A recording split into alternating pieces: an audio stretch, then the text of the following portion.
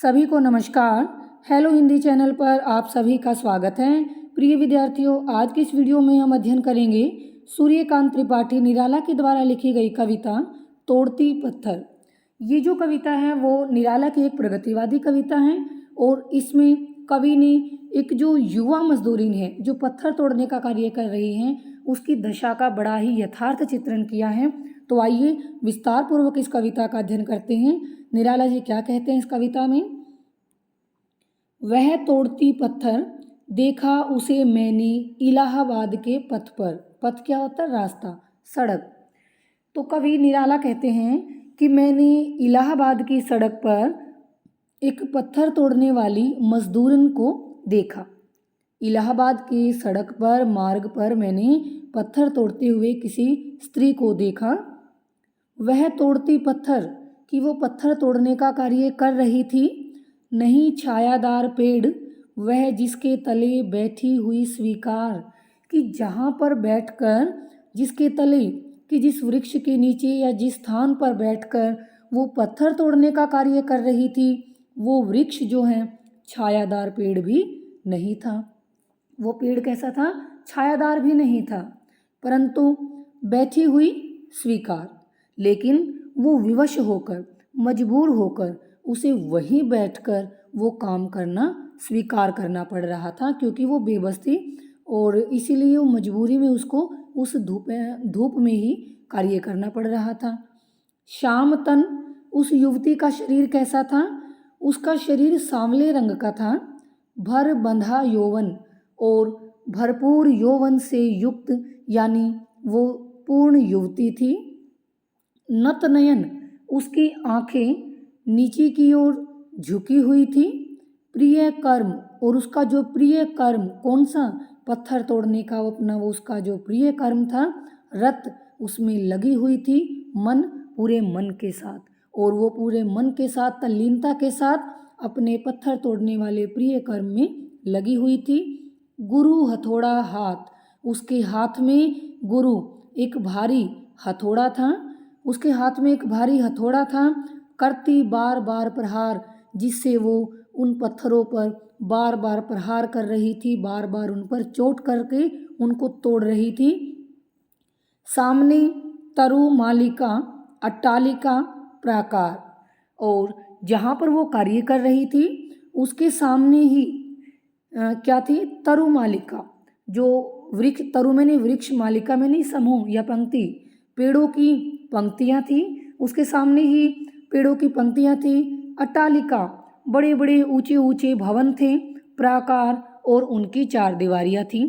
तो यहाँ पर कवि ने क्या दिखाया है? जो उस सामाजिक विषमता का भी यहाँ पर चित्रण किया है, और जो समाज में आर्थिक विषमता फैली उसका भी चित्रण किया है।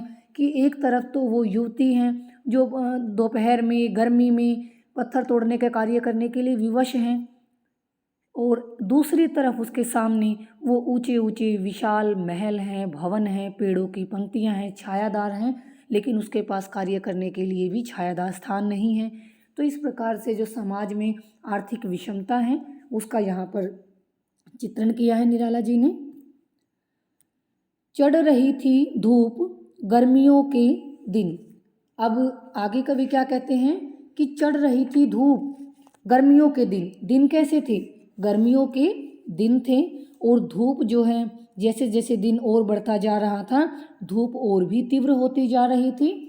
गर्मियों के दिन थे, धूप बड़ी तेज थी। दिवा का तमतमाता रूप, दिवा और सूर्य भी बिल्कुल अपने तमतमाते हुए रूप में था, उग्र रूप में था, यानी जलते हुए रूप में था। तो कहने का तात्पर्य क्या है? दिन अत्यधिक गर्म था। उठी झुलसाती हुई लू, झुलसाती हुई, झुलसा देने वाली लू, लू चल रही थी, कि शरीर को झुलसा देने वाली लू चल रही थी। रुई जो जलती हुई भू, कि इतनी गर्मी थी और उस तेज गर्मी के कारण पृथ्वी जो है रुई की भांति जल रही थी। रुई की भांति पृथ्वी सुलग सुलग कर जल रही थी। गर्द चिनगी छा गई, गर्द धूल की, चिनगी चिनगारियाँ, कि उस लू के कारण जो धूल उड़ रही थी तो वो धूल के कण चिंगी, चिंगी आग की चिंगारियों की भांति लग रहे थे। कि जो धूल के कण छाए हुए थे, वो आग की चिंगारियों की भांति गर्म थे। प्राय हुई दोपहर, वह तोड़ती पत्थर। कवि कहते हैं कि प्राय दोपहर का समय था, बड़ी ही तेज धूप पड़ रही थी और ऐसे उस गर्म समय में या गर्म वातावरण में वो मजदूर युवती जो है वो पत्थर तोड़ने का कार्य कर रही थी। देखते देखा मुझे तो एक बार, कवि उस मजदूरी उस युवती को देख रहा था, तो जब उस युवती ने कवि को अपनी ओर देखते हुए देखा, देखिए कि जब उस युवती ने कवि को अपनी ओर देखते हुए देखा, उस भवन की ओर देखा, फिर उस युवती ने अचानक अपनी दृष्टि उस भवन की ओर की, फिर वो उस भवन को देखने लगी, छिन्न तार, बड़ी निराशा और दुख के साथ। छिन्नतार की बड़ी दुख और निराशा के साथ वो अपने सामने उस ऊंचे विशाल भवन की ओर देखने लगी कि मानो वो कवि को ये कहना चाह रही हो कि एक तरफ मेरी स्थिति है जो मैं यहाँ बैठकर धूप में कार्य कर रही हूँ, पत्थर तोड़ने का कार्य कर रही हूँ, और दूसरी ओर मेरे सामने ही इतने विशाल विशाल ऊंचे भवन हैं। देखकर कोई नहीं, कि जब उसने देखा कि उसे देखते हुए उस भवन की ओर देखते हुए या कि कोई भी उसे और नहीं देख रहा, वहाँ पर कोई और भी नहीं है, देखा मुझे उस दृष्टि से, फिर उसने मुझे उस दृष्टि से, उस नज़र से, उस भाव शून्य नज़र से देखा जो मार खा रोई नहीं। मार खा रोई नहीं का तात्पर्य क्या है कि जिसने जो समाज से बुरी तरह मार खाकर भी, अर्थात समाज से पीड़ित होकर भी, उसके जो पीड़ित अवस्था में है, दुखी अवस्था में है, तो इस प्रकार समाज से पीड़ित होकर भी रोई नहीं, अर्थात उसने अपने दुख की, पीड़ा की किसी प्रकार की कोई शिकायत नहीं की। तो इस प्रकार की दृष्टि से उसने करुणा की दृष्टि से मानो मुझे देखा। सजा सहज सितार, सुनी मैंने वह नहीं जो थी सुनी झनकार।